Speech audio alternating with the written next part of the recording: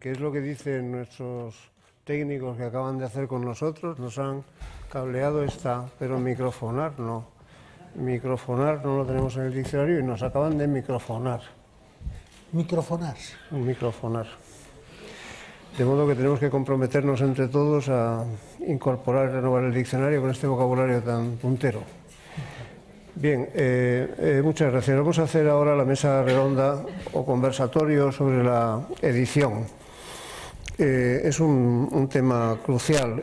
Esa mañana ya ha aparecido en el Congreso y yo creo que es la única proposición para la conversación de los que están aquí reunidos, todos sabios en esta materia y todos muy expertos. Ya ha aparecido en el Congreso la idea de que la edición no es panhispánica, porque está fragmentada en tantas unidades como países o tantas unidades como mercados. Y este es un problema para la potencia de los escritores en habla hispana de los dos lados del Atlántico y es un problema también para la potencia misma de la industria editorial.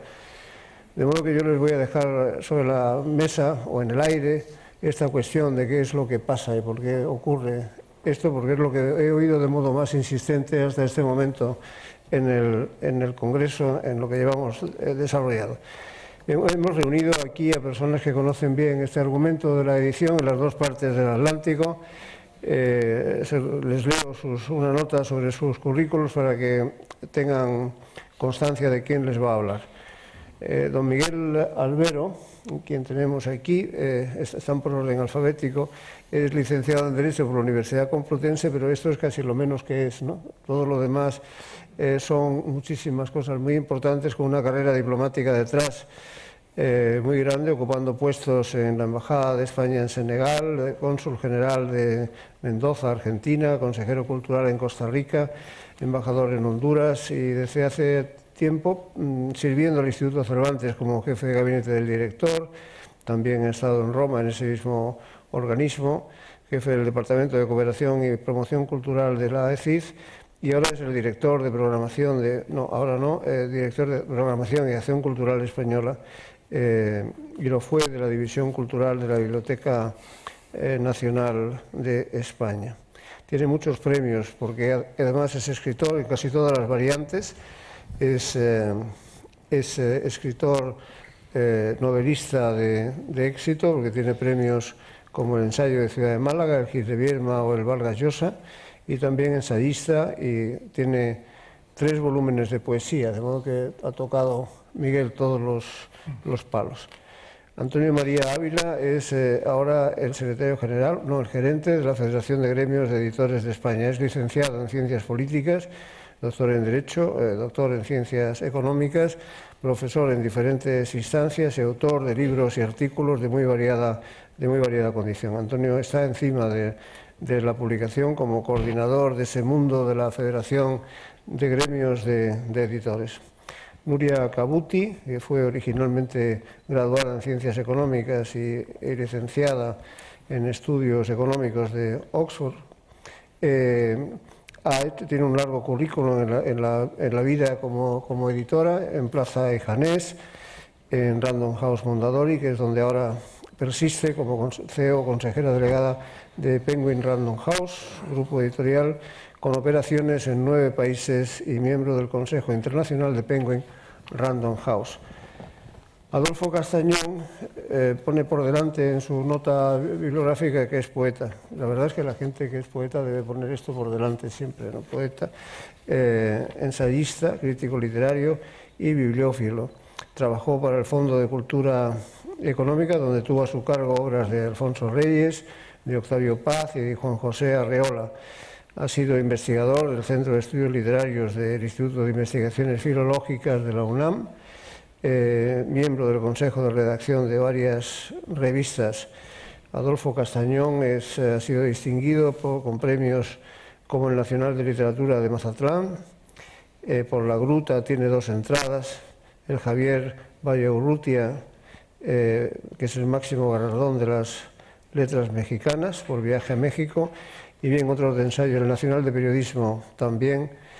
En fin, es un hombre prolífico en cuanto a su escritura y un hombre muy valorado y premiado como merece su condición de poeta y ensayista. Alejandro Katz es el responsable de la editorial Katz Editores, es licenciado en Lengua y Literatura por la UNAM de México, es editor, traductor y ensayista, profesor en diversas universidades en Buenos Aires y editor y colaborador de periódicos como La Nación y Clarín de Buenos Aires. Es autor de varios libros y se le ve con frecuencia en programas públicos de la radio y la televisión en aquel país.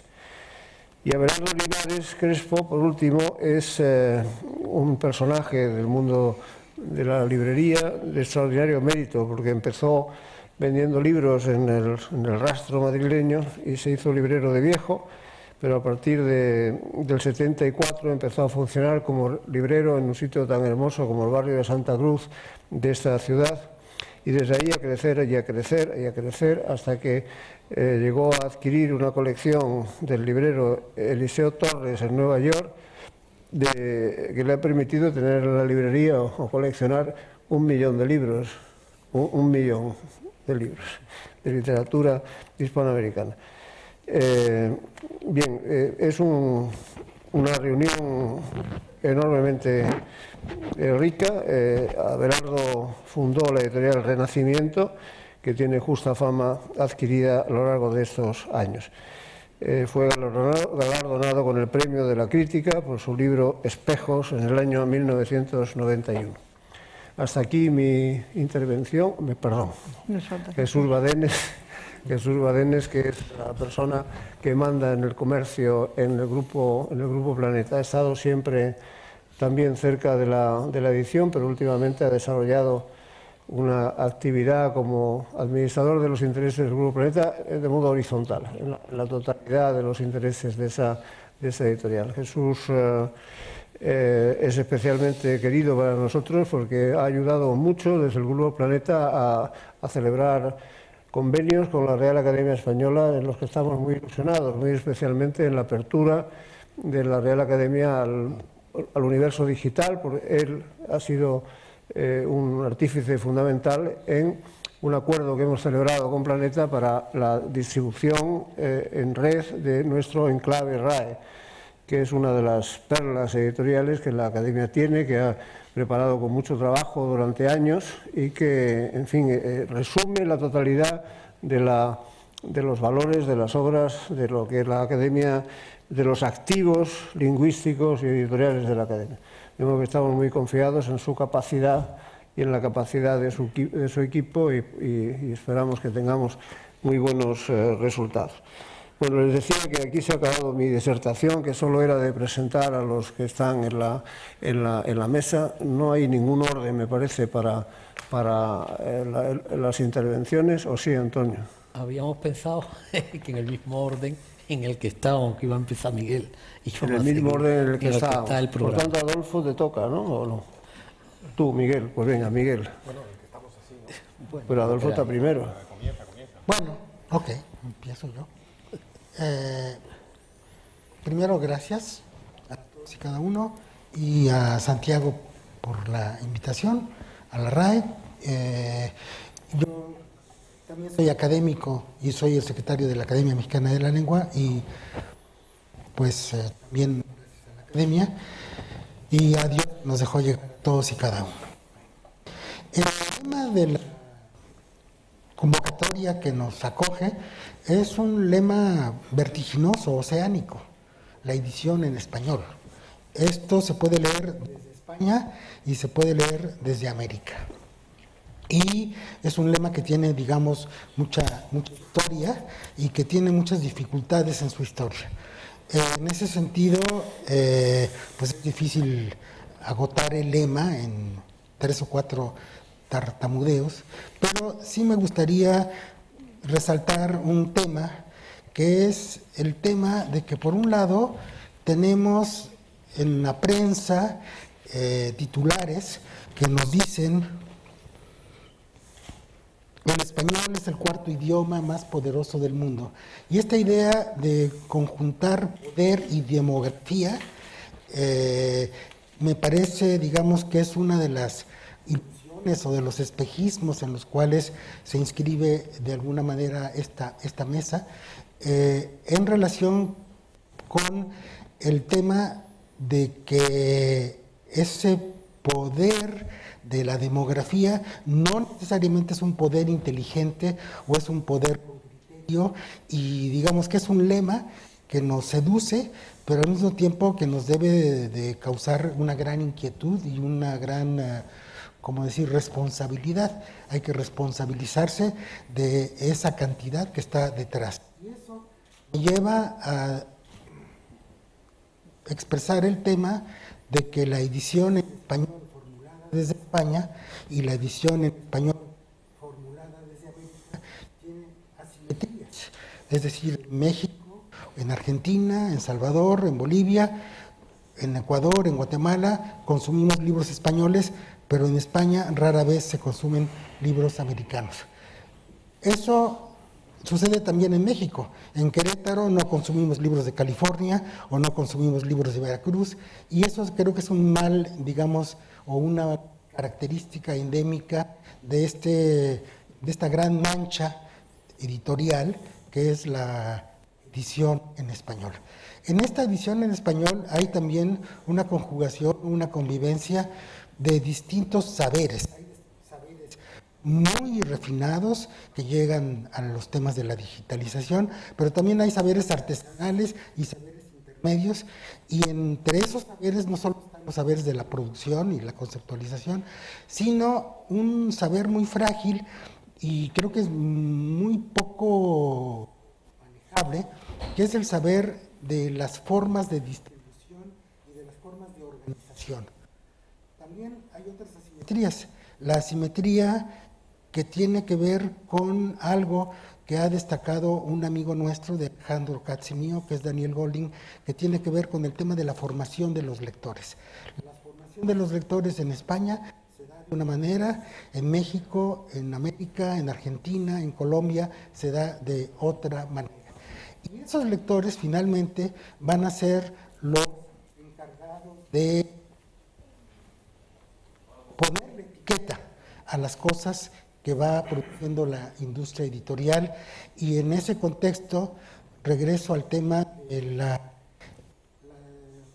poder de la demografía, que tiene que estar respaldado, y por eso es importante esta asociación, esta reunión convocada por las academias y por el gremio de editores de España, porque detrás del poder está la autoridad, y la autoridad tiene que ver con una guía, con un criterio, con una capacidad de prescripción, y en ese contexto yo subrayaría mucho en esta mesa no solo la productividad de la demografía, sino también la necesidad de ser, digamos, responsable de la formación y organización de la captación de todo eso, de los lectores, de la crítica, de la bibliografía, y en ese contexto pienso que la capacitación en relación con los mediadores es algo muy importante. Normalmente los mediadores se improvisan, y resulta que cada vez más necesitamos mediadores más refinados y más capaces de estar a la altura de la producción bibliográfica. Y por otra parte hay un entorno que es un entorno, por lo menos en América Latina, de una enorme violencia. Las personas que saben leer, los lectores capacitados, se pueden llamar periodistas, y esos periodistas pueden resultar objetos de la violencia, la ejecución, la desaparición. México es uno de los países que rompe récord en el mundo por la multitud de periodistas asesinados, que van acompañados también de aquellos otros que son los defensores de el entorno ecológico, de los derechos de los indígenas, de los recursos naturales. Entonces, el lector no solo es un lector pasivo que está en una bola de cristal, sino que es un lector arriesgado que está a veces conjuntando cantidades que no siempre son cantidades neutras. En ese sentido, la responsabilidad de los editores es enorme, es grande, y yo, digamos, traigo una idea, una conciencia de que nosotros en este momento, en esta Sevilla luminosa que fue la Sevilla donde Hernando Colón fundó su enorme biblioteca que acaba de ser reseñada en el libro maravilloso de Edgar Wilson Lee, el catálogo de los libros náufragos, en esta Sevilla que es en cierto modo el centro del libro, se da la conjunción de poder hablar de esto, de poder ventilar por una parte la riqueza enorme de lo que significa y la conjunción de las asociaciones, de la Asociación de las Academias de la Lengua. Y aquí me voy a concluir con este razonamiento, que es que en la mayoría, en las lenguas europeas, no hubo una sola, por distintas razones, ni el francés, ni el italiano, ni el alemán, que tuviera la capacidad de organizar un andamiaje, una ingeniería, como lo que es la RAE y en consecuencia la ASALE, capaz de convertir a sus ex sucursales y a sus ex colonias en focos de distribución y focos de polinización. Esta es una gracia que tiene la cultura hispánica y es una ventaja comparativa, y en ese sentido yo estoy muy del lado, digamos, de la vertiente de abogar por consolidar el panhispanismo y la uniformidad y la capacidad de uniformidad, pero también de tener conciencia de las fragilidades de lo que hay debajo de esta tienda, de esta sábana, de este mantel sobre el que tenemos la mesa, que es el panhispanismo. Muchas gracias. Muchas gracias, Adolfo. Miguel, sí, adelante, por favor. Sí, muchas gracias. Sí, gracias, Santiago, por la invitación. Seré muy breve. Solo haré primero una reflexión que tiene que ver más con lo personal y lo biográfico, y luego otra con mi función actual y desde lo público, ¿no? La primera es la constatación, después de vivir en 3 países latinoamericanos, casi 14 años, el hecho de que algo que en España nos parece... Hablamos mucho, a mí me interesa mucho el tema de los flujos, por qué determinados... Estoy hablando de una parte de la edición, evidentemente, que es la literaria. Hay otra parte que tiene que ver menos con eso, que es hay mucha edición que no tiene que ver con la literatura, pero en la literatura lo que sí constato y he constatado es que no se producen esos flujos de una manera natural. Eso es algo evidente, ¿no? Nosotros pensamos en los flujos que se producen desde América Latina hacia España y pensamos que en América Latina esos flujos se darán más naturalmente, y sin embargo, yo que he vivido en Costa Rica, una edición de Alfaguara Costa Rica no llega a Alfaguara Guatemala. Es decir, que no se produce la comunicación, por las razones que sean, entre los distintos países latinoamericanos. Obviamente están los grandes grupos que sí están en toda América Latina y en España, pero hay ese intercambio de escritores. ¿Por qué determinados escritores han llegado a España? ¿Por qué otros no? ¿Por qué determinados escritores muchas veces tienen que ver con lo biográfico, otras veces tiene que ver, pues eso, con el boom y las herencias del boom? Bueno, ese fenómeno que ahora se da naturalmente, lo que es contradictorio, ¿no? Por un lado tenemos una edición con más capacidad de llegar a todos los países, y por otro lado tenemos como que lo que escribimos en España interesa menos en América Latina, o lo que escriben en América Latina en cada país interesa menos en los otros, o porque no se hace la suficiente difusión para que eso se produzca, ¿no? Esa primera constatación me gustaría dejarla sobre la mesa para el debate, porque creo que es algo que existe y que es importante reflexionar sobre ello. ¿Qué podemos hacer desde lo público, no? No voy a contar aquí lo que hacemos con la ECID, que tenemos varios programas con América Latina, tenemos nuestra red de centros culturales en América Latina que hacen un trabajo fantástico, tenemos, en fin, actividades varias y distintas. Estamos apoyando ahora Talento Editorial, que es un programa que empezamos hace años con la FIL de Guadalajara y que ahora vamos a hacer los GEI para ayudar a las editoriales literarias pequeñas. Pero yo, que desde la ECID llevamos los programas Iber, siempre he echado de menos por qué no existe un Iberlibro. Los que somos bibliófilos como Abelardo y yo, pues sabemos que Iberlibro es donde buscamos para saber que lo que estamos comprando en una librería de viejo tiene un precio bueno, y evidentemente ese Iberlibro ha matado al buscador de libros, pero me refiero a un iberlibro en el sentido de una iberedición. Yo creo que los programas cumbre iberoamericanos que han funcionado muy bien, como Iberescena, Ibermedia, son programas que han permitido la coproducción entre los distintos países de América Latina y España y Portugal, y eso no se ha dado en el libro, probablemente porque existía CERLALC antes, que ha hecho una labor importante, pero CERLALC no deja de ser un centro UNESCO, no es un programa Iber. Y creo que sería interesante el que promoviéramos, el que existiera un programa de iberedición, llamémoslo iberlibro, iberedición, como queramos. Algo que desde lo público fomentáramos esos intercambios y esas coproducciones, llamémoslo como queramos en el ámbito editorial, pero intercambios entre América Latina entre sí y entre América Latina y España, ¿no? Y por último, ya desde lo más español, me parece que hace falta, ahora que es... esperemos que próximamente tengamos gobierno, hace falta el que tengamos un programa integral desde lo público para el libro, para qué hacemos por el libro, ¿no? ¿Qué le toca a cada institución, ¿no? Tenemos programas que estamos haciendo cada uno. Nosotros, como ECID, hemos lanzado un programa ahora interesante para nuestros autores que se llama 10 de 30, que es hemos seleccionado y vamos a seleccionar hasta 30 de ellos de menos de 40 años para ayudarles a la traducción, a la promoción exterior. Les hemos llevado a nuestros centros América Latina. Hemos promovido con nuestras embajadas las ayudas a la traducción y el llevar a esos autores si son traducidos, pero no existe un programa integral para la edición que involucre a todas las instituciones, ICEX y, en este caso, ECID y Cervantes en el ámbito exterior y Dirección General del Libro y luego las distintas comunidades autónomas en el ámbito interior, ¿no? Creo que sería fundamental que hiciéramos un programa integral de defensa de la edición en español y en este caso concreto de la edición española. Gracias, Jesús Badenes. Muchas gracias, director. Muchas gracias a los asistentes. Realmente es un reto compartir hoy reflexiones sobre la edición en español. Es afortunada la elección del escenario, que es Sevilla, probablemente el mejor punto de encuentro entre España y América Latina desde hace muchos años.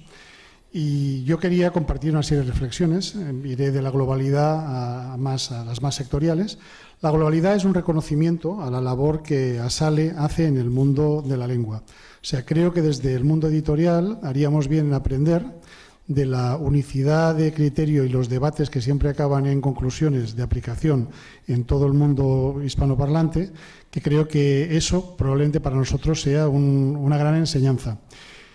Conjuntamente también, o sea, tanto las academias como las editoriales, deberíamos ser capaces de enarbolar la idea de que el idioma como patrimonio de país está insuficientemente cultivado. O sea, cualquiera de los gobiernos que se ha ocupado de ello no ha sido consciente, como sí lo ha sido, por ejemplo, los franceses. Cuando decías que el español era el cuarto idioma por influencia del mundo, es así, pero en cambio demográficamente es el tercero. Se nos cuela el francés no por demografía, sino por tenacidad.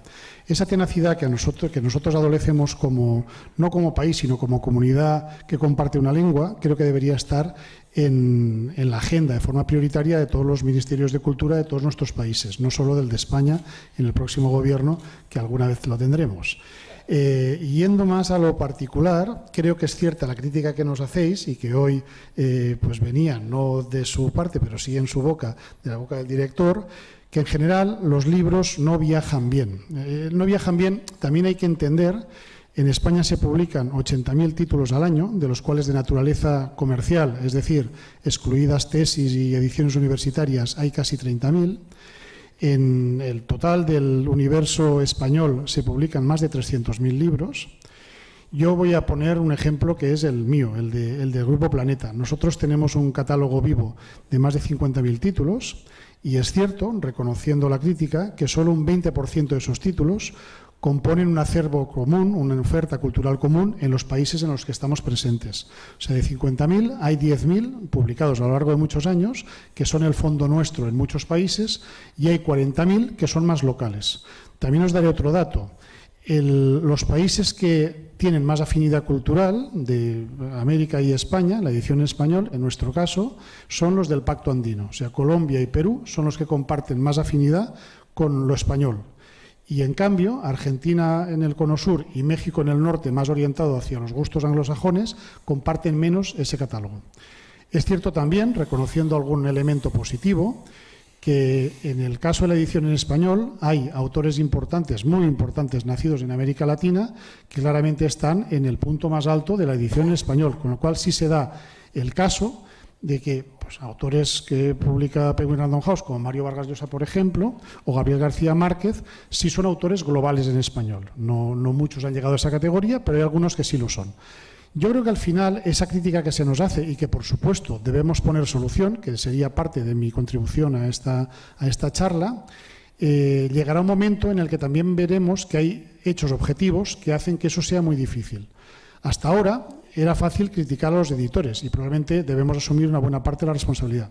A partir de ahora, donde los caminos de distribución de encontrar lectores son muy distintos, tanto por medios digitales como por medios de e-commerce, eso va a ser un poco distinto. Los libros están digitalizados y solo del interés de los lectores depende que un libro viaje o no. Con lo cual, a partir de ahora, de alguna forma, la carga de la prueba no estará tanto en el editor, sino que estará en el lector. O sea, yo creo que hemos abandonado un concepto de un editor neoclásico que impone cánones y pasamos a un editor democrático. Hasta ahora, esa aseveración era un tanto borrosa porque en cualquier caso quien asignaba recursos era el editor. A partir de ahora, donde los libros de una forma más democrática pueden llegar a muchísimos lectores, ya dependerá del propio gusto de los lectores en buena medida. Entonces, en ese sentido, entendemos que también habrá más autores que viajarán, pero no todos viajarán, porque seguramente es difícil que todos viajen. Y simplemente una última reflexión para alimentar las posteriores preguntas si las hay, que es la gran revolución en la edición en español, como en otras ediciones, no es el mundo digital, que sí lo es en términos de marketing, sino que es el mundo del comercio electrónico. O sea, lo que realmente está cambiando la forma del panorama cultural y librero de este país no es tanto la edición electrónica, no son los e-books, sino que es el e-commerce, es la compra de libros físicos a distancia. Ese es, de una forma bastante inesperada y con el mismo protagonismo, por el mismo protagonista en términos de empresa líder en este campo, es lo que está realmente cambiando mucho de nuestro panorama cultural. Muchísimas gracias.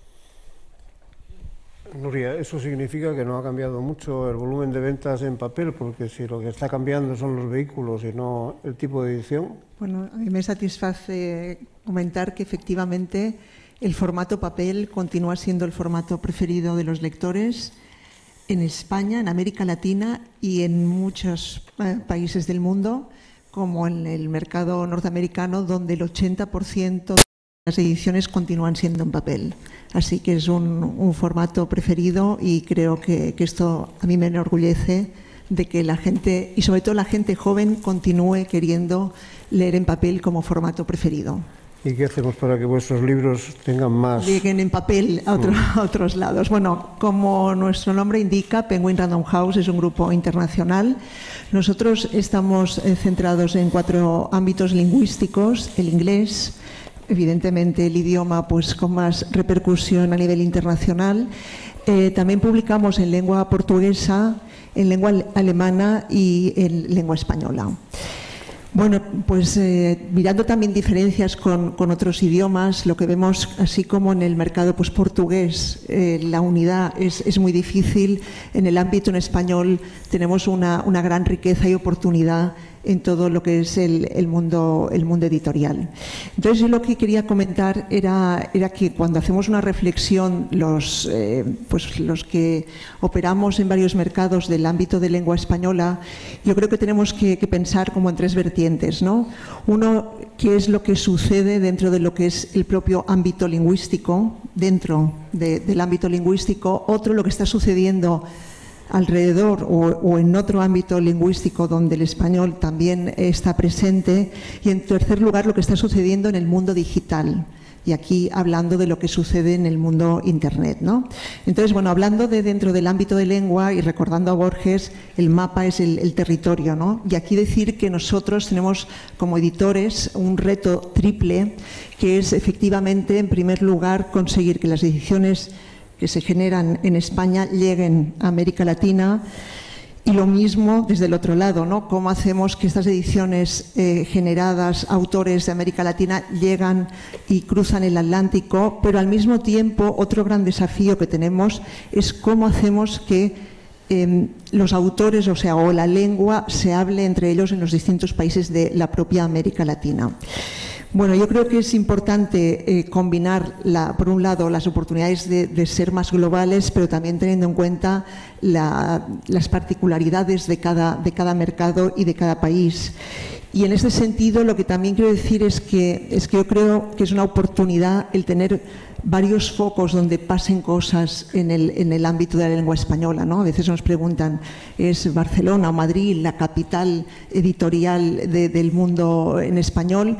Y yo digo, es que hoy en día no es un mundo de os, tenemos que conseguir el I, tiene que ser Madrid, Barcelona, Guadalajara con su FIL, Buenos Aires, y lo que tenemos que conseguir es que realmente para que el idioma sea más rico haya varios focos donde estén pasando cosas.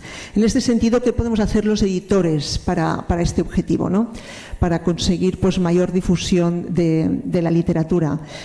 En primer lugar, yo creo que es buscar todo tipo de iniciativas editoriales para promover nuevos autores en distintos países. Nosotros, dentro de nuestro grupo editorial, tenemos una iniciativa pues, humilde, pero que se llama el Mapa de las Lenguas, que pretende que editores de nuestros países elijan autores para que realmente se promocionen al mismo tiempo en varios países. Es una iniciativa para conseguir que circule mucho más esa literatura en varios mercados.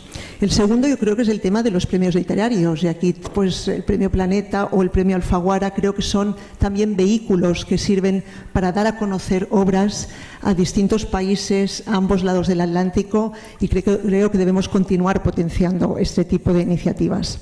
En tercer lugar, yo creo que debemos promocionar la conversación en espacios comunes como puede ser el LIBER, como puede ser la FIL en Guadalajara, como puede ser el Congreso de la Lengua, y conseguir que ahí también hablemos de la lengua, de la literatura, y podamos impulsar mucho más a nuestros, de alguna manera, autores.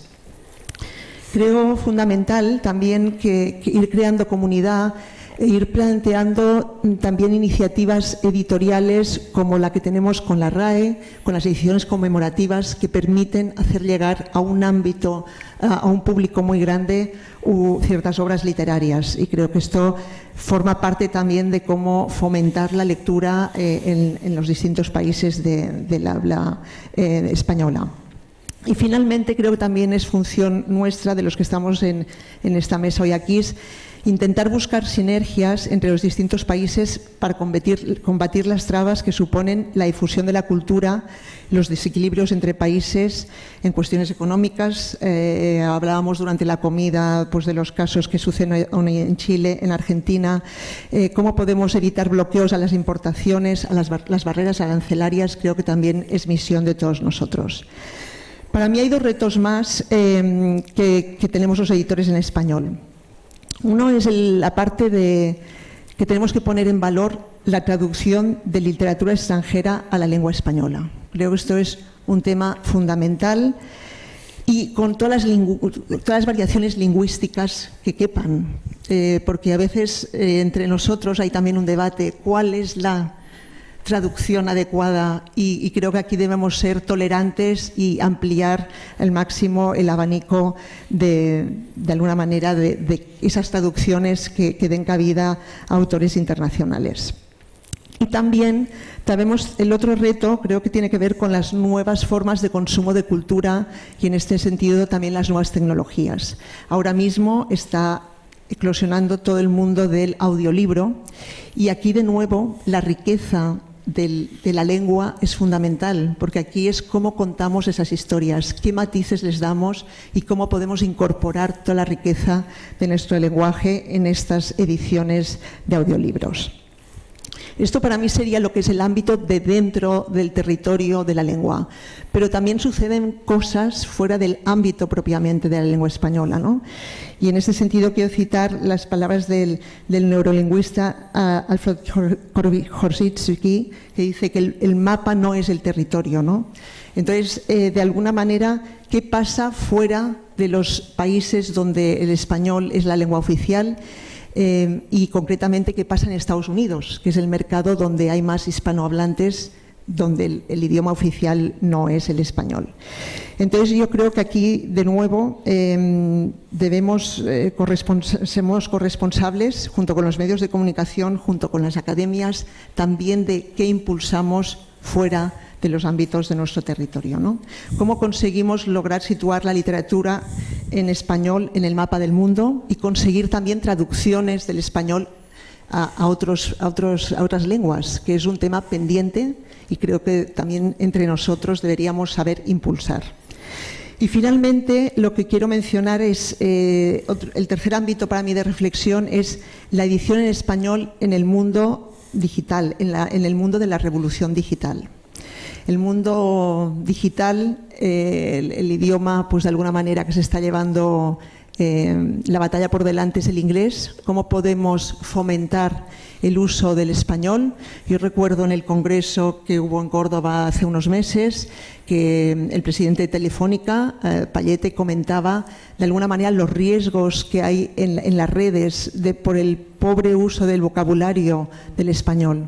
¿Qué podemos hacer aquí los editores, junto con las academias también, para conseguir que la lengua española esté bien tratada? Porque al final una lengua que se puede ir empobreciendo también se deterioraría la creación literaria. Así que para mí debemos contribuir a enseñar español a las máquinas y conseguir realmente que nuestros libros estén en todo el ámbito dentro de la lengua española y fuera de la lengua española. En ello estamos, en esto de las máquinas y el español. Algunos participantes en el Congreso, algunos congresistas que son literatos, se les oye decir que no, sobre todo los traductores, que las editoriales no aceptan con facilidad traducciones hechas cuando tienen el sesgo de los sonidos de un país de habla española que no son sesgos del castellano de Castilla, ¿no? Efectivamente, es un reto. Por ejemplo, en el caso de los audiolibros, hablando ya porque ahí el lenguaje de alguna manera es un desafío. ¿Qué acento utilizar con cada libro? Nosotros vamos por de alguna manera la fórmula lógica que sería, pues evidentemente, un autor colombiano siempre será, digamos, pasado a un audiolibro por un locutor colombiano, pero ¿qué pasa con las traducciones de otros idiomas cuando se convierten al español? Ahí es el reto. Sí, pero por lo visto es una cuestión bastante seria, ¿no? Sí, totalmente. Abelardo, ¿cómo se consigue renovar un fondo de librería de 1 millón de ejemplares? Bueno, eso fue una casualidad, es decir, que se da una vez en la vida. Pero bueno, yo la verdad es que lo que yo quería empezar comentando, luego leeré una aportación a algo que no se ha dicho todavía, yo creo, porque aborda otros problemas, que en mi humilde opinión, sí, la literatura y el libro cultural en general siguen siendo aún un cuerpo vivo. Yo creo que está sufriendo una especie de fallo multiorgánico y que todo empieza a dejar de funcionar, o que para mí casi nada me empieza a funcionar ahora bien. De alguna forma no funciona el canon, entre otras cosas porque se ha creado un doble circuito, el circuito del libro comercial y el del libro literario, y aparte de otro tercer canal que va a ser Internet, que es de futuro. Creo que no están funcionando, por ejemplo, los premios. La crisis del periodismo está haciendo que no funcionen los suplementos literarios, no funciona la crítica, han desaparecido casi las revistas literarias. Sí, yo creo que realmente la comunicación entre los distintos países hispánicos es menor que nunca, estamos menos al día. Y bueno, yo creo que lo que es curioso, además que eso coincide, yo voy a dar un detalle y una anécdota, y el detalle es un poco como, por ejemplo, en el caso español, el Estado está de espaldas, en mi opinión, de espaldas al libro. De hecho, hay una cosa que se llama las ayudas directas al libro, que el año pasado fueron 800.000 euros, mientras que las ayudas directas al cine fueron de 80 y tantos millones. Es decir, las ayudas directas al libro no fueron ni el 1% de lo que han sido las ayudas directas al cine. Y la anécdota es que cuando yo empecé a ir a Nueva York en los años 90, ahora que se ha hablado de ese tipo de cosas, de la difusión del español, de la importancia del futuro, etcétera, etcétera, había 3 grandes librerías en español. Estaba la librería Lectorum en la calle 14, que había sido el sitio donde desde los años 10 o 20 había varias librerías españolas allí, que duraron muchísimo tiempo. Estaba también la librería francesa en Lexington y otra sede en Rockefeller Center, que era una librería gigantesca con docenas de miles de libros. Y estaba la que yo luego compré los fondos, Eliseo Torres, en el Bronx, con más de 1 millón de libros, que agrupaba lo que había sido la librería de las Américas de Anaya y lo del propio Eliseo Torres. Ahora mismo no existe existe ni una sola librería en Nueva York que valga la pena. También yo estaba en Miami, hace 20 años había algunas librerías razonables, ahora no hay ninguna. Es decir, no hay ninguna librería en Estados Unidos que valga la pena que sea en español. Yo de todas formas voy a abordar un ligero toque a otro asunto y leeré lo que había preparado, ¿no? Desde finales del siglo XIX, con la irrupción en las letras del modernismo hasta la Guerra Civil en España y los años 50 y 60 en América, se produce un movimiento renovador de la cultura en todo el dominio hispánico que podría muy bien llamarse una nueva edad de oro, pero que se conoce habitualmente como la edad de plata. Uno de los desencadenantes de ese impulso modernizador en el fin de siglo es la llegada de la luz eléctrica, lo que ha de provocar toda una revolución en la vida cotidiana y la incorporación de notables contingentes de lectores, entre ellos el de niños y adolescentes, que a partir de entonces contarán con un creciente número de publicaciones dirigidas especialmente a ellos, y el consiguiente crecimiento de los kioscos de prensa en las grandes y en las pequeñas ciudades, que se convierten en un circuito a la vez popular y cultural mucho más efectivo y numeroso que de las librerías.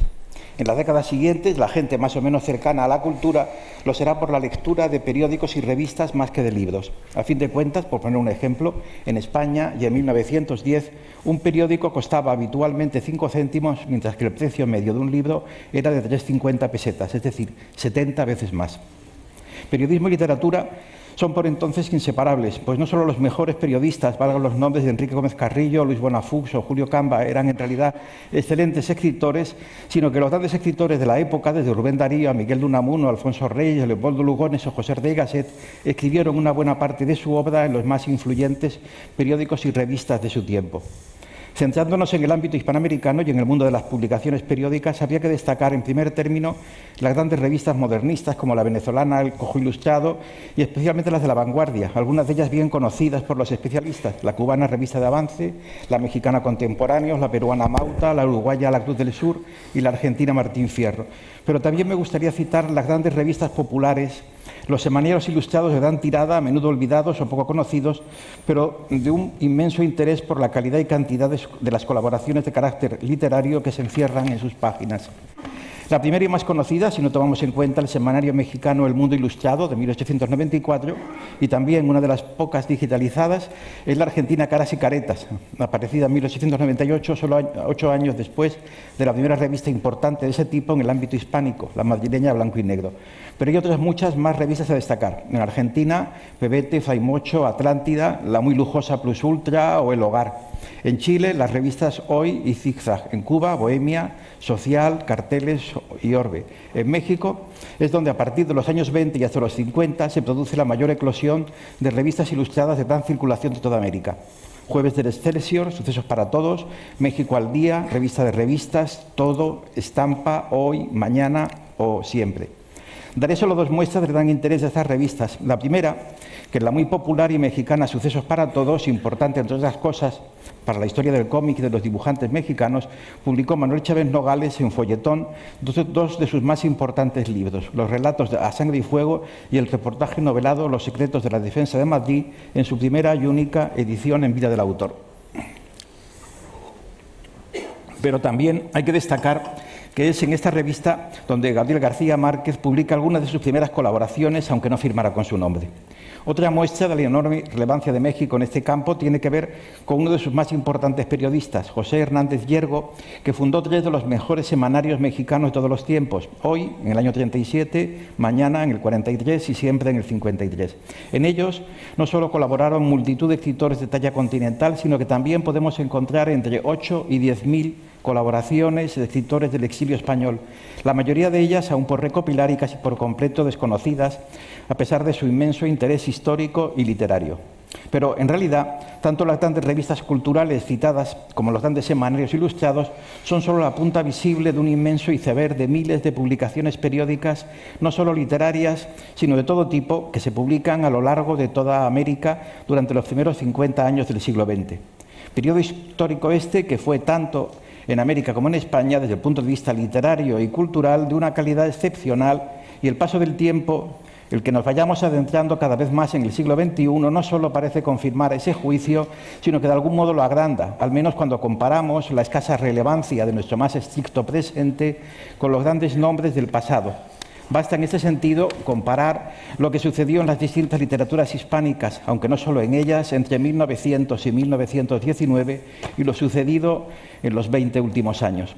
En cualquier caso, lo cierto es que una buena parte del inmenso patrimonio cultural de España y América, el que tiene relación con los periódicos, revistas y folletos publicados entre 1890 y 1950, se ha perdido ya irremisiblemente, con toda seguridad. Y otra buena parte, el guardado en todo tipo de hemerotecas y bibliotecas, en especial las nacionales, corre el peligro de perderse por su progresivo deterioro y la falta de mantenimiento.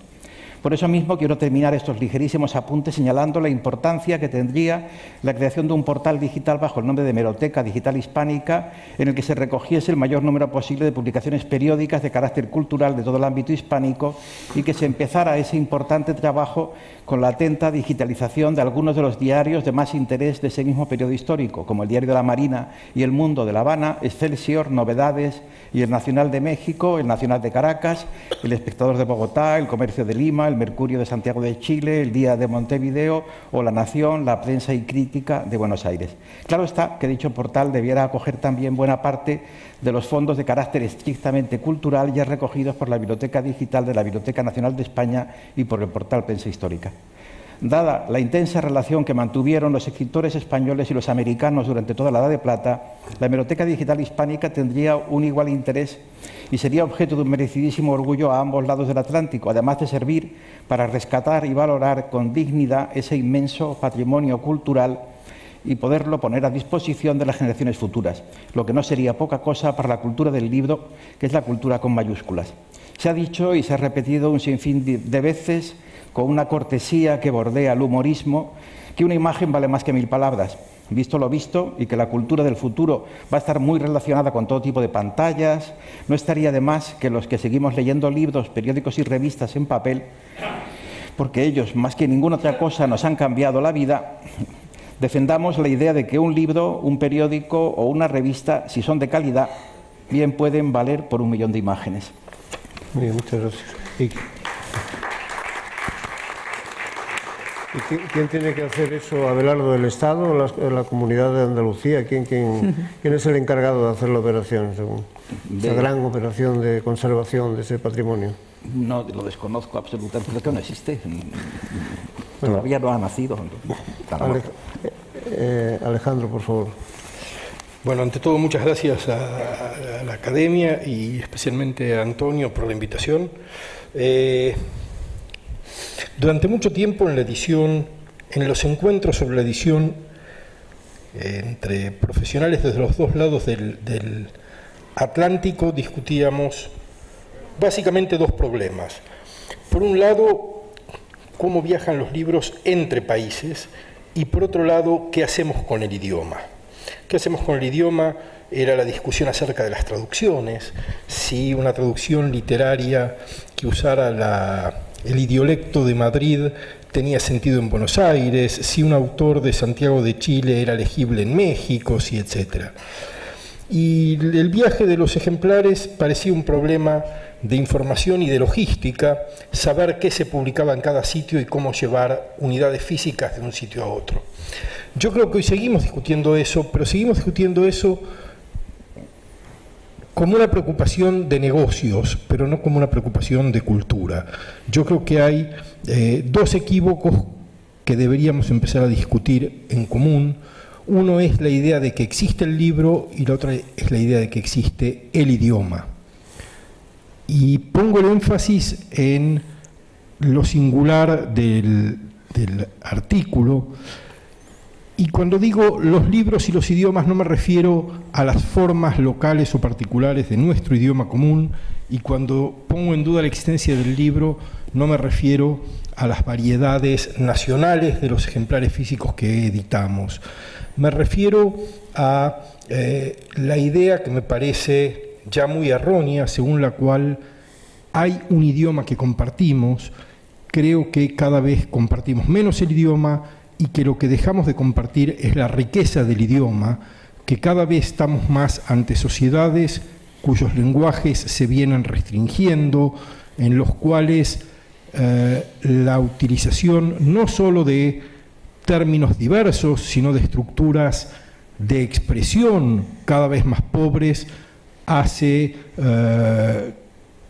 que nuestras sociedades, que en algún momento pensábamos que iban a ser y queríamos que fueran sociedades que convergieran a partir de la educación y a partir del acceso a los bienes culturales, queríamos que fueran sociedades homogéneas en las cuales la densidad ciudadana y el progreso social tuvieran que ver con la educación y con la cultura. Son sociedades cada vez más divergentes, sociedades en las cuales la práctica de la ciudadanía se debilita juntamente con la práctica con el debilitamiento de la práctica de un lenguaje complejo, sofisticado, que pueda designar las variedades del pensamiento, las complejidades de la realidad.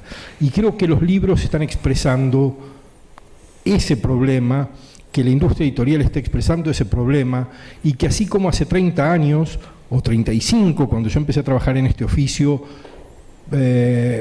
hacer ediciones de libros sofisticados, de literatura o de pensamiento, en 2.000, 3.000, 4.000 o 5.000 ejemplares, era un hábito.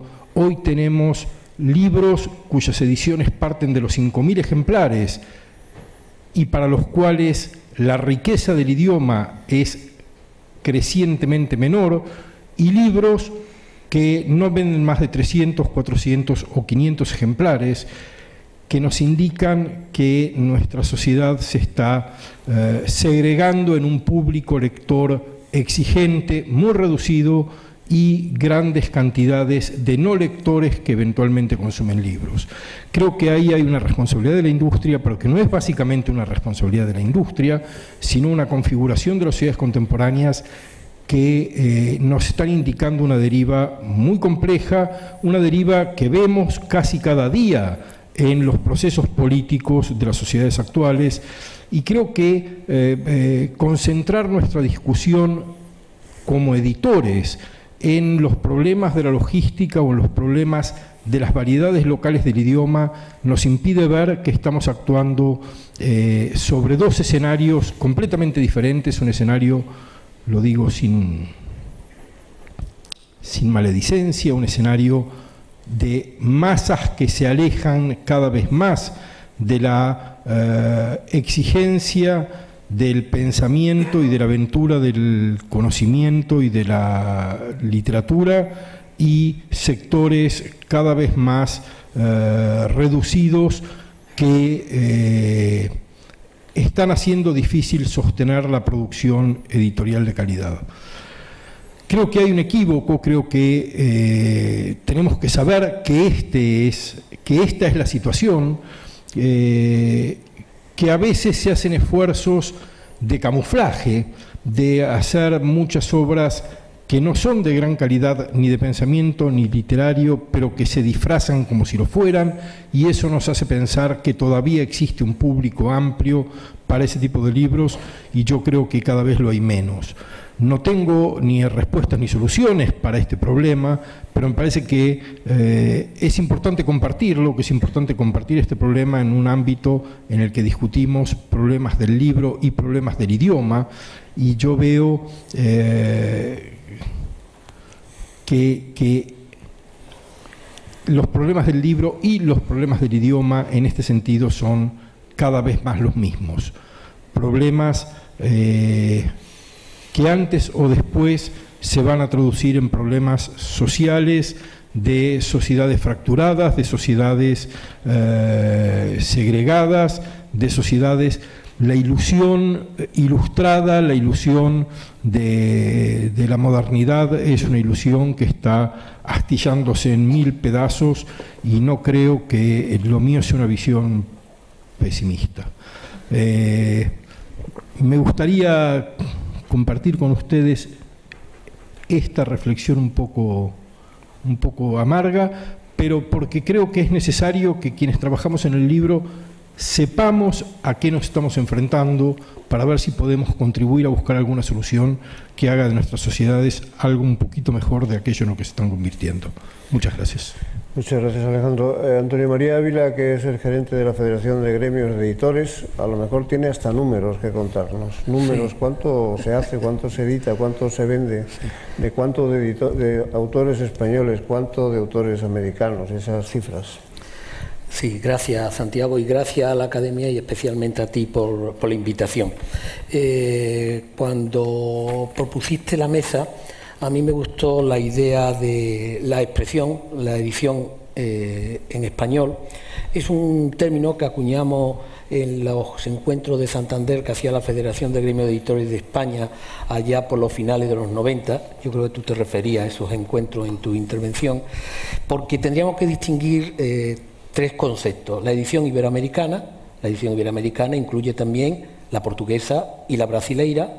Después la edición en español, en donde va incluido todos los países de habla española, incluso los libros que editamos nosotros y las editoriales americanas en español en los Estados Unidos, y la edición española.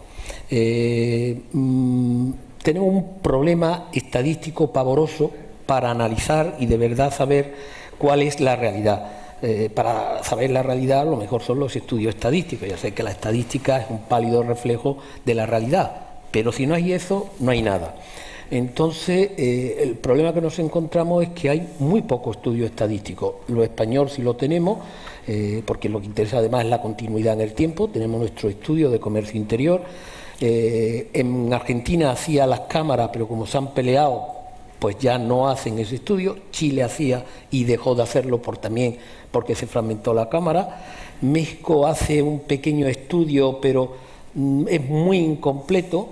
Y realmente cuando uno dice, bueno, pero ¿de qué hablamos cuando hablamos de la edición en español? Pues el único instrumento medianamente válido que hay es un estudio sobre el ISBN. El ISBN es la marca del libro, quiere decir, es un instrumento puramente comercial que es, para los tiempos que corren digitalmente, bastante pobre desde el punto de vista de los metadatos, pero es lo único que hay. Y el CERLAR, el organismo de UNESCO para el libro y la lectura para América y el Caribe, al que se refería Miguel, sí está haciendo, en base a los ISBN de la mayor parte de los países, un estudio de ISBN. O sea, con ese estudio de ISBN, los últimos que tenemos son los del año 2018, que corresponden al 2017, había 304.774 títulos, que no está mal, pero después la realidad es otra. Le tendría que quitar los 97.438 portugueses y en español nos quedaría 207.306. Bastante más que toda Gran Bretaña, bastante más que los alemanes, y de eso la mayor parte, un 43,40%, son españoles. Pero una vez que hemos avanzado en esas cantidades, lo importante sería los títulos vivos a los que son los que están realmente en el comercio. El ISBN español tiene más de 2,5 millones de títulos, pero no hay esos títulos en el mercado porque están descatalogados, porque no están en el mercado, porque se han perdido los derechos, por 1001 motivos.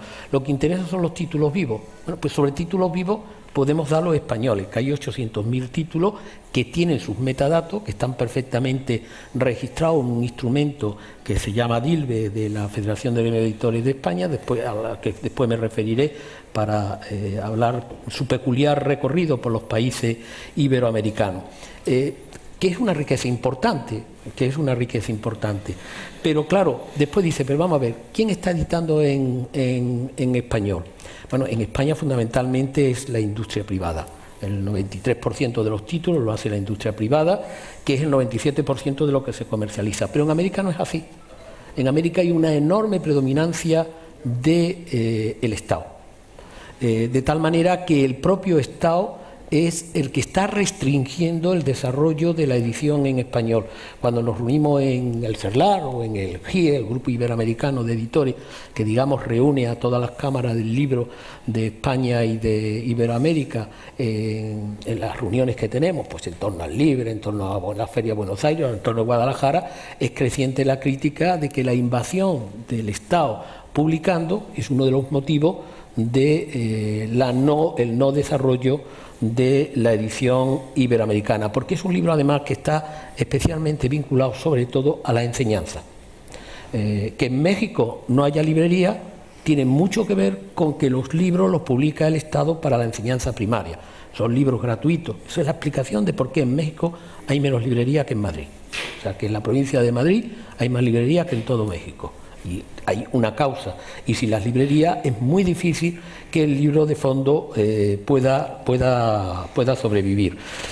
Después también, con lo cual, la naturaleza del editor es muy importante. En América, insisto, el 30% escasamente, según el CERLAC, es edición puramente privada. Por tanto, la edición pública tiene otros criterios, otros intereses, que normalmente no tienen nada que ver ni con la literatura. Si el interés o la industria privada creen ustedes que no tienen nada que ver con la literatura, le quiero contar la que le interesa a los políticos, con todo el respeto hacia ellos. Nada, absoluta, son intereses de otro tipo. Yo les suelo llamar bastardo, cosa que después molesta mucho también, pero las cosas son como son. Después, sin embargo, tenemos cosas muy positivas. Aquí se ha hablado de la traducción. España es un país muy abierto a las traducciones, somos el país que más traducimos de toda la Unión Europea, después de nosotros vienen los alemanes, pero es que en toda América pasa exactamente lo mismo. En toda Iberoamérica hay un número importante de traducciones. No sé si porque hay muchas editoriales que son comunes, tú mismo eres un ejemplo de cómo se traduce grandes teóricos de la política al español. Pero no podemos profundizar más, porque ahí se ve que no da para más. Quiero decir que es una ficha muy pobre. En la Federación, y lo digo además con orgullo, porque siempre que hay un foro público lo digo, el mundo del libro pues se está digitalizando a marcha forzada. Eso no quiere decir hacer libro digital, que es lo menos importante de la historia, sino aprovechar el mundo del Internet para que estén más presentes. Y hace muchos años nos dimos cuenta que había un lenguaje propio del mundo del libro, se llama el ONIC. Eso había nacido en el mundo anglosajón, fundamentalmente por Amazon. Nosotros decidimos introducirnos, así lo decimos, la Federación de Gremios, los editores españoles, en ese mundo.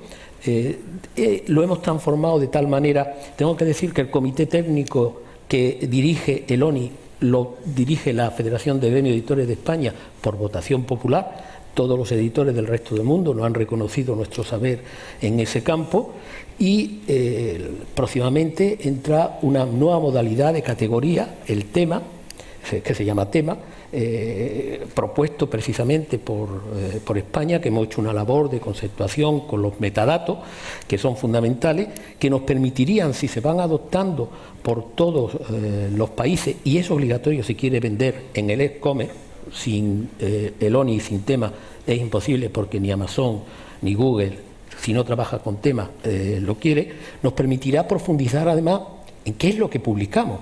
Porque claro, yo por ejemplo me sé muy bien lo que publicamos en español, y yo sé que un 30% es libro de texto, o sea, es un libro de carácter puramente administrativo, que hay un 20% de libro académico, científico, técnico, que es un dato importante, que tenemos un 12% del libro infantil y juvenil, y que el resto, en líneas generales, es la literatura. Pero ese esfuerzo de profundización no lo sabemos en América, y espero que con temas podamos avanzar.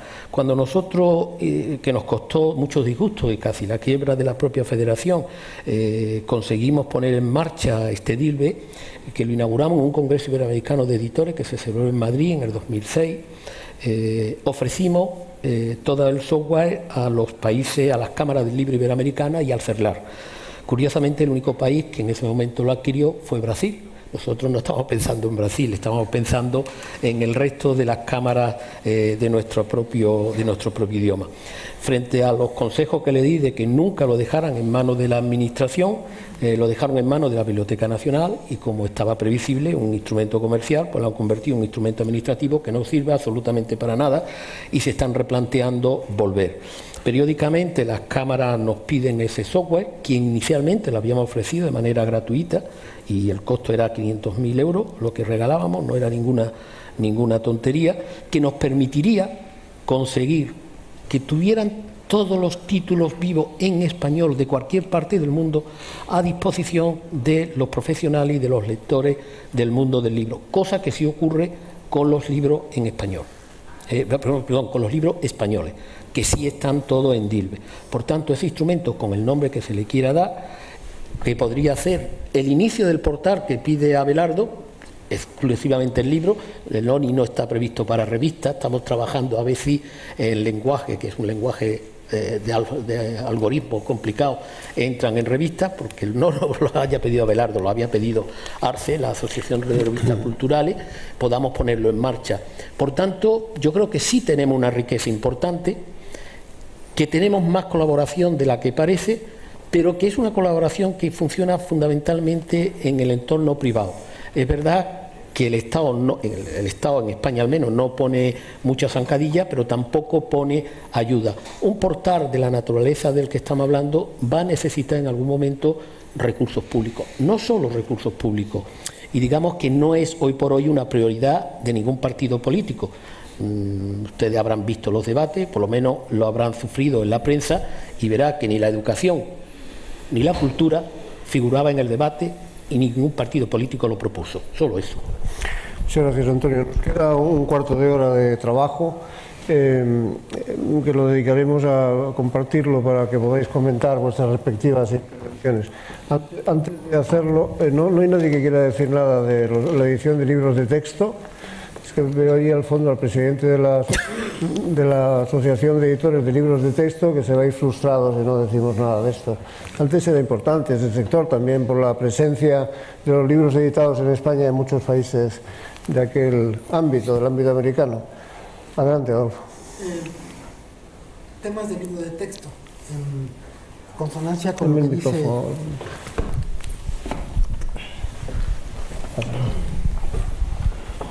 nuestro amigo, en relación con que el libro de texto es producido básicamente por el Estado. Levanta la voz un poco, Adolfo. La Cámara Nacional de la Industria Editorial nos dice que la producción de libro del sector privado más la producción de libro de Conalitec fue de 294 millones de ejemplares, de los cuales el sector público, del sector privado publicó 134.5 millones y 41.7 millones. De estos se vendieron a la Conalitec, o sea, la Comisión Nacional del Libro de Texto Gratuito, para los programas de libro de texto gratuito en secundaria y Programa Nacional de Inglés y PRONI. Y con esta distribución se observa que un 68% de los 293.8 se produjeron exclusivamente para ser distribuidos en ese canal cerrado, que es el de la distribución del libro escolar. Entonces yo creo que sí, en efecto, por lo menos en México hay, digamos, una jaula didáctica que tiene que ver con que el libro está en cierto modo preso por el logro filantrópico, Leviatán, o por la, digamos, la escolarización programada. Entonces ese es un dato creo que importante a nivel, digamos, macro. Sí es cierto que hay otro tipo de libros, pero una gran cantidad de libros que se publica en México tiene que ver con esta masa de los libros de texto que ya mencionó. Por otra parte, me gustaría tocar el tema de la traducción. Me parece importantísimo tocar el tema de la traducción, porque en esas revistas de las que habló ahora Abelardo, del modernismo y contemporáneas, por ejemplo, la revista Cosmópolis, que editó Enrique Gómez Carrillo, lo que sustentaba esa revista era la publicación de los autores, pero también la publicación de muchas traducciones. La lengua española ha sido una lengua de traducción, pero curiosamente, y esto lo digo, digamos, como lector de una editorial donde trabajo, y lo hacía antes en Fondo de Cultura, ahora en el siglo XXI, muchas veces los investigadores nos proporcionan investigaciones donde citan a Marx, pero no citan al traductor de Marx, no citan a Wenceslao Roses o a Pedro Aricó, citan a Max Weber, pero no citan a José Medina Echavarría, o citan a Freud, pero no citan a Pablo Ballesteros, a los de Amorortu, y creo que el tema del crédito de la traducción es un tema casi higiénico, el tema de darle crédito al traductor, prestigio al traductor, porque finalmente el saber nos ha venido a través de los grandes traductores, y yo me detendría en el maestro de Borges, que es Rafael Cansinos Assens, que produjo la única traducción directa de Las Mil y Una Noches del árabe al español, en la cual hay una gran riqueza de hebraísmos, islamismos y una lengua española que llega, ladinismos, que llega muy fresca, como no llegan las traducciones de Las Mil y Una Noches del francés o del inglés. Y entonces yo diría que recuperar el perfil del traductor es muy importante. Los traductores de la República Española emigrados en México, que fundaron el Fondo de Cultura, o que colaboraron en el Fondo de Cultura, fueron muy importantes para reactivar el conocimiento. Entonces creo que la idea de la traducción es muy importante, y no solo de la traducción, sino todos los oficios que están asociados al quehacer editorial, como los propios correctores y los revisores de pruebas, de los cuales no se habla, pero esos correctores de pruebas son en realidad los que hacen que llegue a las manos de un público un libro limpio, un libro sin erratas, un libro digno. Y en ese sentido sí me gustaría hablar bien de la industria editorial española. Hay libros como los de la editorial Gredos, hay libros como los de Trota, hay libros muy cuidados en España que no se podrían pensar, salvo en algunos casos, con excepciones, hechos en América Latina. Con libertad, con el orden que queráis. Yo por añadir solo al debate algo que, recogiendo lo que se ha señalado en la mesa, hablábamos del tema de los flujos, ¿no? Y yo creo que estamos ahí juntando dos cosas. Uno es la parte del libro físico y de cómo viaja o no el libro físico, ¿no? Y otro es un tema que se ha visto en distintas intervenciones, y es el tema de por qué no circulan los autores, ¿no? Yo creo que hay un problema también con lo que Abelardo llamaba el fallo orgánico. Hay un problema de modelo de paradigma, que efectivamente pensábamos que todo iba a lo digital y eso no ha ido así, pero eso no implica que no haya cambiado el paradigma en el sentido de la prescripción, que es lo que tiene que ver con la circulación de los autores, no tanto del libro físico.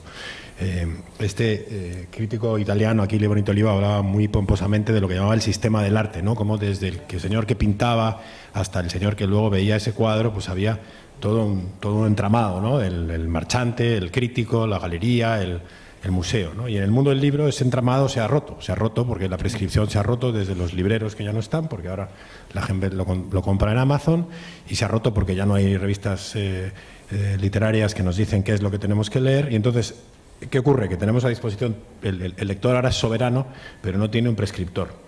Y eso es lo que hace probablemente que ese flujo no se produzca, ¿no? Y también deberíamos incidir en eso, porque al final incide no tanto en el viaje del libro físico, que ahora será lo de menos porque uno puede leer lo que quiera en su iPad. El problema es que no hay quien le diga qué es lo que tiene que leer, o qué es lo que no qué es lo que tiene que leer, sino que le sugiera dentro de ese magma que hay de lo que se produce qué es lo que es interesante y qué es lo que no. No valen los suplementos literarios o culturales de los periódicos. No existe la crítica. Todavía hay, yo creo que simplemente por llevarte a contraria como buen amigo, no es cierto que los libros no se compren en las librerías. Como bien ha recordado Nuria, incluso en Estados Unidos, 8 de cada 10 libros todavía son en papel. En España, 9,5 de cada 10 libros todavía son en papel, y 8 de cada 10 se compran en librerías. 8 de cada 10, o sea, con lo cual el libro en papel es el formato hegemónico y la compra de libro de papel en librerías es el canal prioritario. O sea, en España es así. Como veo a Pepe Moyano, que recordaba al director, simplemente una reflexión en torno al libro de texto, porque es cierto que habíamos hecho una interpretación un poco metonímica de la edición en español, habíamos tomado el libro de interés general y habíamos dejado otras partes de la edición, la parte por el todo. En este caso yo creo que en el libro, ahí, y retomando un elemento de la exposición de Alejandro Katz, que tiene que ver con el elemento cultural, creo que si queremos tener impacto en la edición en español, tendremos que saber conjugar los intereses empresariales y los culturales. En el caso del libro de texto, que es cierto que a nivel de distribución obedece un canon muy distinto en España y en América Latina, no es tan cierto que el Estado mexicano haga todos los libros, los produzca sí, pero no que sea el propietario de la propiedad intelectual. Eso es distinto, hay un sistema de adjudicaciones que es bastante distinto. En España eso está cambiando, y de forma muy dramática, con un fuerte impacto en las librerías.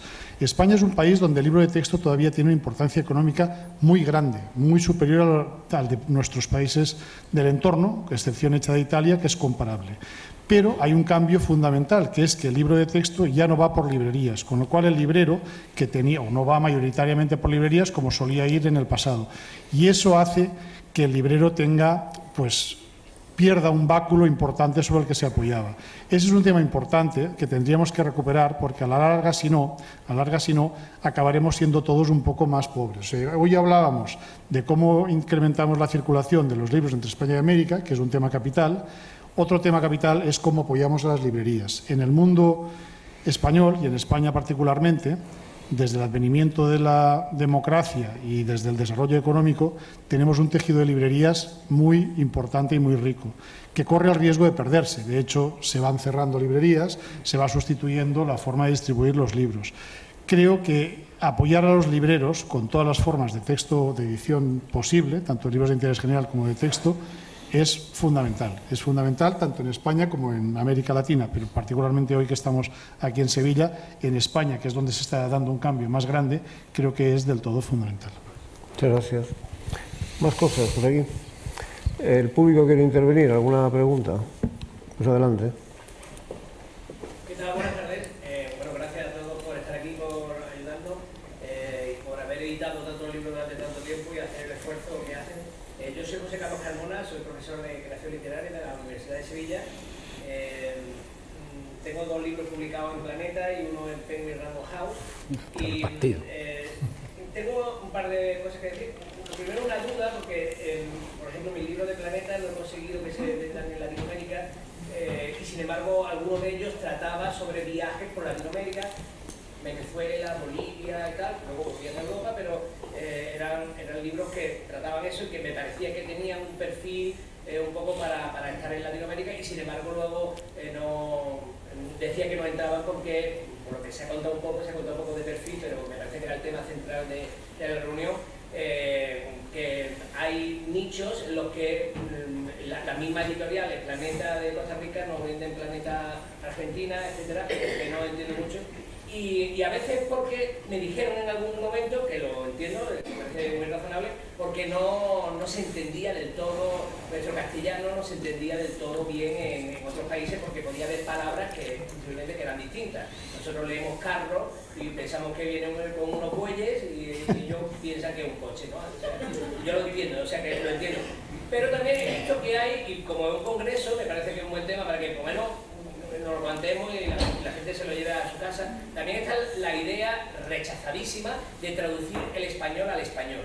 Se está dando un caso muy curioso. Yo casualmente soy el presidente de una asociación literaria, gracias, la asociación literaria William Shakespeare, que somos gente que adoramos a Shakespeare, tenemos aquí un club de locos en Sevilla, y bueno, y es curioso porque como sé mucho sobre Shakespeare, porque lo he estudiado mucho en profundidad, a Shakespeare se le lee mucho más en Francia que en Inglaterra y en Estados Unidos. Porque claro, nosotros, y en España también, leemos a Shakespeare traducido, y es más, lo traducimos a nuestra época y a nuestro momento, para que se entienda. Sin embargo, los ingleses jamás serían capaces de ponerse a traducir a Shakespeare al inglés actual, o los norteamericanos, que no lo entienden en absoluto, no leen Shakespeare en inglés y no se enteran de nada porque es un inglés antiguo, como nos pasa a veces a nosotros con las obras del siglo de oro español, que ya a los jóvenes les tienen muchas dificultades para entenderlo porque no se traduce y a nadie se le ocurre tocar ese aspecto sacrosanto de traducir idioma de nuestro propio idioma a nuestro propio idioma.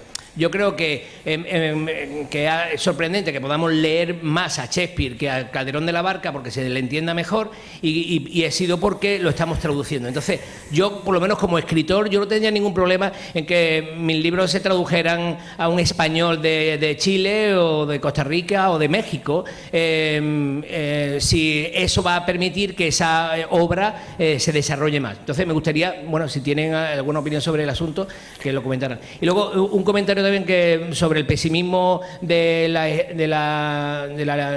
lo poco que se lee o de que cada día se lee menos.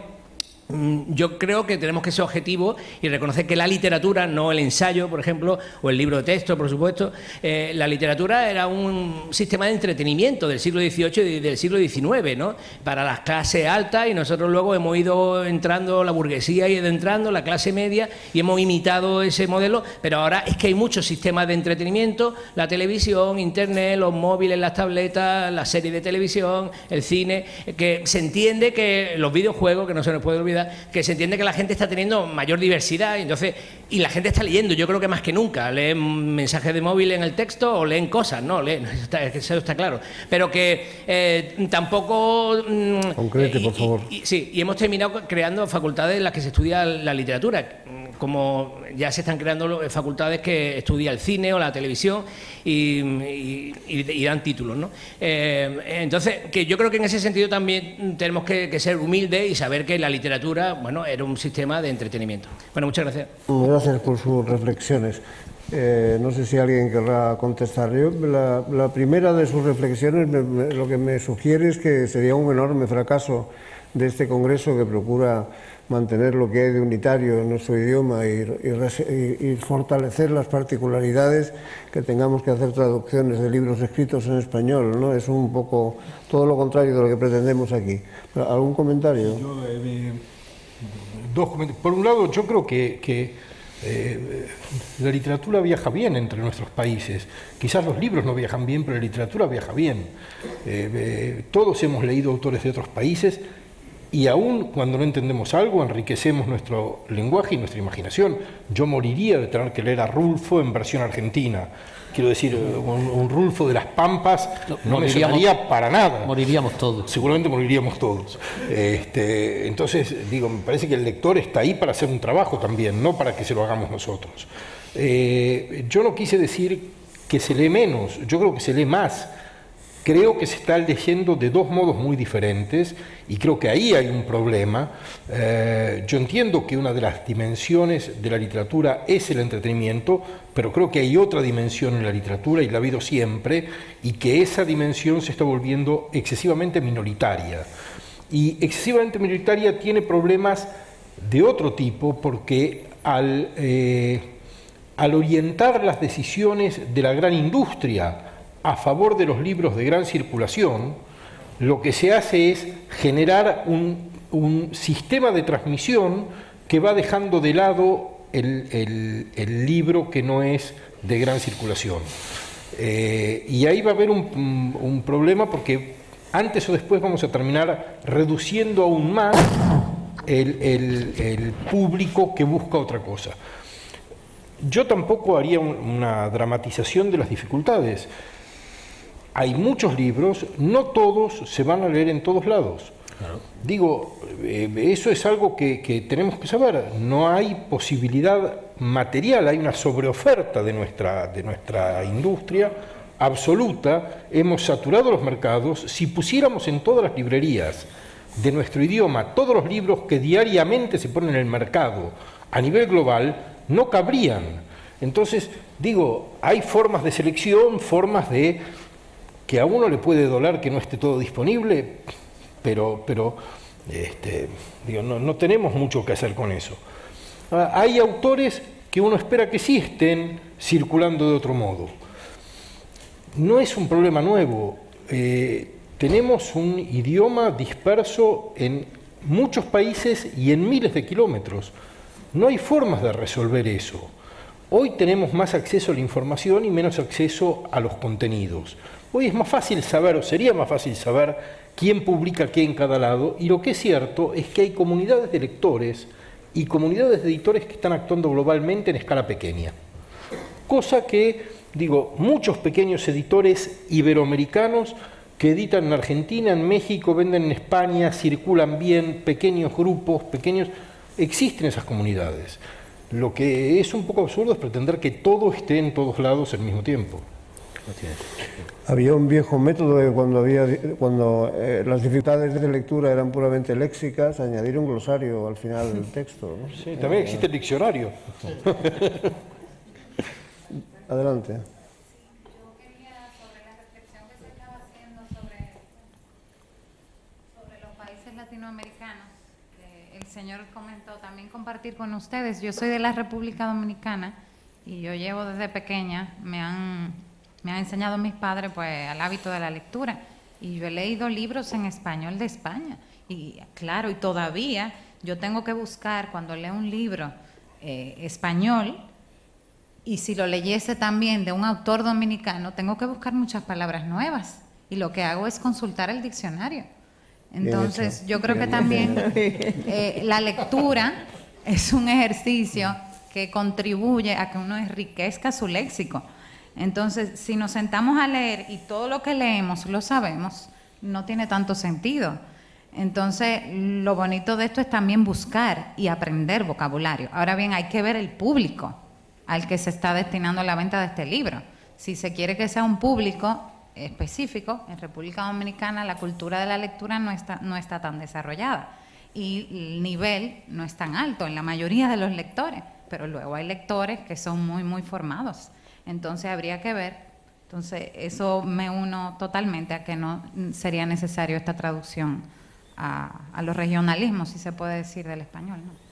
Le diré que hemos oído confesar a don Mario Vargas Llosa, que es alguien en el mundo de la literatura, que él leyó siempre el Quijote durante muchos años con el diccionario puesto al lado de la mesa, ¿no? Cuando habría que abrirlo, no ahora que el sistema digital nos da facilidades.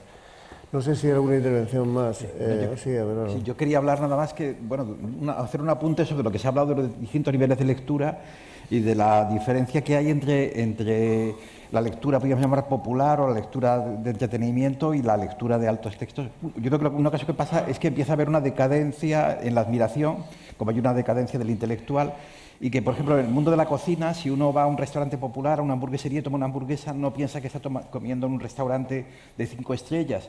Pero si uno lee a Jorge Bucay o a Paulo Coelho, la mayoría de sus lectores piensan que están leyendo a Joyce o a Kafka, y piensan que están consumiendo altísima literatura.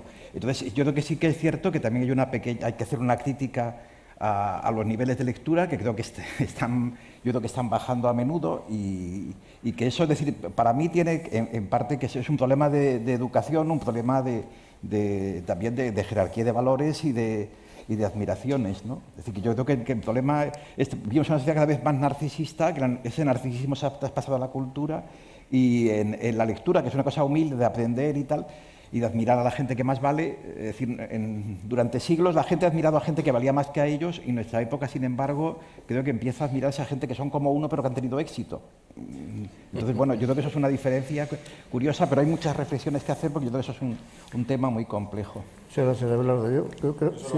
Me ha gustado como proyecto editorial, lo lanzo a los editores, esta idea, Alejandro, de la traducción de Pedro Páramo, se lo das a Rodrigo Fresani. No está mal, ¿no? Pedro Páramo de 400. ¿Sabes que no está mal?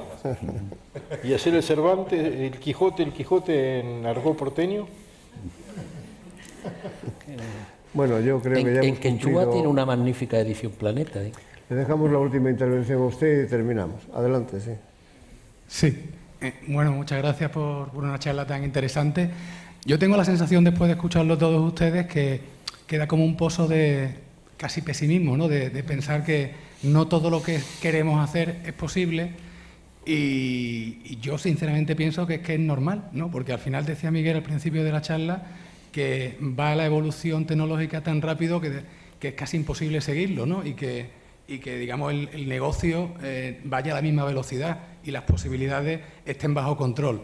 Entonces yo quería, no sé si es una cuestión o es una reflexión, pero bueno, dejarlo aquí encima de la mesa, si tampoco está tan mal que esté como está, o cuál sería, bajo su punto de vista, el punto de control correcto para que la gente que quiere liderar lo que es la industria del libro entienda que está pasando lo que quiere que pase. Porque a mí la sensación que me queda es que vamos un poquito por detrás de los acontecimientos, ¿no? Porque queremos que los libros estén en todos sitios. Es cierto, como ha dicho este caballero, que es imposible, además es lógico que no puedan estar todos los libros en todos lados, ¿no? Pero ¿cuál sería, bajo su punto de vista, en un escenario de aquí a 10 años, un escenario correcto del funcionamiento de los libros?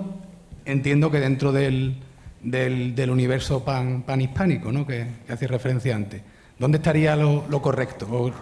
No, a ver, yo creo que pesimistas no. Hemos reconocido, incluso en segunda derivada, que nunca se ha leído tanto como ahora. O sea, yo creo que eso es la realidad. También es cierto que en el mundo de los lectores opera el mismo fenómeno que en el otro resto de mundos de consumo, en este caso es de lectura de libros, que es la segmentación. Hay clientes de mucho tipo. Los americanos, cuando hablan de los motivos por los que se compran libros, hablan de edutainment. Hay una parte de educación y una parte de entretenimiento. Aquí es lo mismo y conviene no confundir una cosa y otra. O sea, hay gente que lee para tener más cultura, para educarse, y hay gente que lee para entretenerse. Y como casi en todos los aspectos de la vida hay una pirámide, y en la punta de la pirámide está la gente más culta y en la base están los que más adelante acabarán siendo mucho más cultos. Y es bueno tener un sistema que alimente eso. Entonces yo creo que es verdad que vivimos en un sistema de convergencia de contenidos, antes también se ha mencionado por parte del público, hay muchos contenidos de todo tipo, pero el contenido libro es muy importante tanto en sí mismo como materia prima para los demás. Hay que recordar que el 60% de los Oscars de Hollywood están dados a películas no basadas en guiones originales, sino basadas en guiones en libros.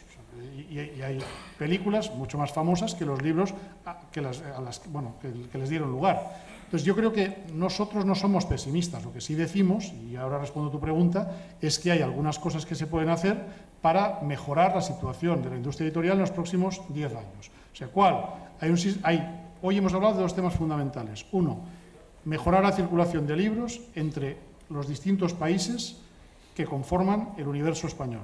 No solo entre España y América, que siempre se dice, sino entre los distintos países americanos. Nosotros en Planeta hablamos tanto de viajes transversales, que son cruzando el Atlántico, como de los verticales, porque América es un continente tremendamente importante donde los libros tampoco viajan. Yo os diría que hay menos viaje de libros entre México y Argentina que entre México y España, por ejemplo, o entre Argentina y España. Con lo cual, de alguna forma, el reto es un reto múltiple, con muchas variables. Ese es un reto importante, cómo incrementar la circulación. Y también aludiendo a la reflexión del profesor Carmona, yo creo que sí que tenemos que reconocer que al final, pues eso, lo que se ha dicho, la oferta de libros es enorme y es muy difícil que todos los libros tengan presencia en todos los países, particularmente cuando hablamos de países como Bolivia y Venezuela, donde el sistema de librerías hoy es pues casi inexistente en los dos. Y el segundo reto importante tiene que ver con las librerías. Hoy hay que reconocer, nosotros en Planeta tenemos una gran cadena de librerías, que es la Casa del Libro, y hoy la Casa del Libro recibe por cada día laborable 150 novedades distintas. Tienen que decidir dónde poner 150 novedades distintas. Y eso es muy complicado, que se vean en la Casa del Libro de Gran Vía de Madrid, que es la más grande de las presenciales de la cadena, hay 100.000 libros distintos, 100.000. Antonio decía que en España, en el español, hay 800.000 títulos en catálogo, y cuando miramos GFK vemos que cada año se venden aproximadamente 500.000. Pues un 20% están expuestos físicamente en uno de los sitios más caros de Madrid, que es la Gran Vía. Eso tiene una viabilidad pues, más o menos grande. Claramente no se hace solo por ganar dinero, se hace por difundir la cultura. Y eso creo que es un tema que tenemos que tener todos presentes. Yo como comprador intento favorecer, y ahora no hablaré de los libros, aquellas otras tiendas presenciales, porque creo que con ello ayudo a su supervivencia. Creo que hay un concepto de militancia, que seguramente estará también cercano al discurso de Alejandro, que tiene que ver con la otra parte recíproca de la culturalidad, que todos tenemos que ver también como personas. No solo tenemos que leer, sino tenemos que leer aquellos libros que nos parece que estamos ayudando más y comprarlos en sitios donde nosotros pensemos que va a ir mejor para el ecosistema de la cultura. Pero dicho esto, creo que el español es un idioma muy potente. La edición en español comparada con otros países está en un momento vibrante, está en un momento muy bueno, y sí es cierto que nos enfrentamos a retos, pero trabajaremos para superar esos retos, sin ninguna duda. Yo quería también mencionar, desde la perspectiva de editor, también quería mencionar que precisamente un área que está creciendo a nivel mundial y en el ámbito hispano es toda el área de literatura infantil y juvenil. Sí. Entonces yo creo que esto es el futuro de las nuevas generaciones que se van a incorporar a la lectura. Es una gran responsabilidad por parte de los editores encontrar historias que atrapen a esas nuevas generaciones, pero que es un mercado creciente, que se venden cada vez más libros y donde hay más índice de lectura cada vez. Y como decíamos, además el formato preferido es el soporte papel. Así que yo soy optimista y creo que es importante compartirlo. Creo que además las ventas de fondo incorporando también las ediciones online, las ventas a través de plataformas electrónicas está aumentando muchísimo y esto de nuevo enriquece a que esos catálogos permanezcan y obras importantes continúen vigentes de la literatura universal. Bueno, ya tienen un par de declaraciones optimistas para cerrar el acto. Hemos cumplido con el tiempo previsto. Muchas gracias a todos por su asistencia y a vosotros por la participación. Levantamos la sesión.